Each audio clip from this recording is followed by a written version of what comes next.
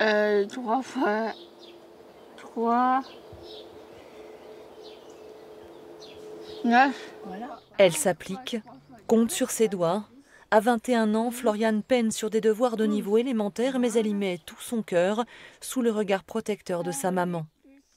Elle a toujours été là pour moi dans les moments difficiles, comme les opérations, comme dans l'opération.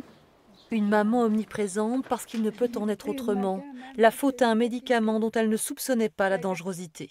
Je prenais le Dépakine pendant ma grossesse, et ce qui fait que le fœtus a été touché. Et donc elle est née avec plusieurs malformations. Donc il y a des choses qui se sont un petit peu arrangées, il y en a d'autres qui se sont dégradées en grandissant. Des malformations dont l'État a été reconnu pour partie responsable pour la première fois dans 3 dossiers similaires à celui de Floriane. En revanche, les troubles neurodéveloppementaux n'ouvriraient droit à indemnisation que pour les victimes nées après 2004, lorsque le lien entre Dépakine et autisme aurait été officiellement reconnu. Ces troubles ont pourtant été signalés depuis 1984, une aberration pour Florence dont la fille est née en 1998. On ne comprend pas pourquoi ils n'ont pas pris cette date-là en arrêté, mais qu'ils ont pris 2004.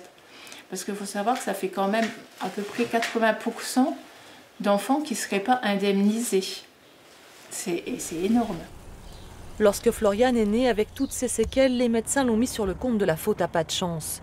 Une mauvaise fortune dont seraient victimes 16 000 à 30 000 enfants, un lourd bilan que devra tôt ou tard affronter le laboratoire Sanofi, mis en examen pour tromperie aggravée et blessures involontaires.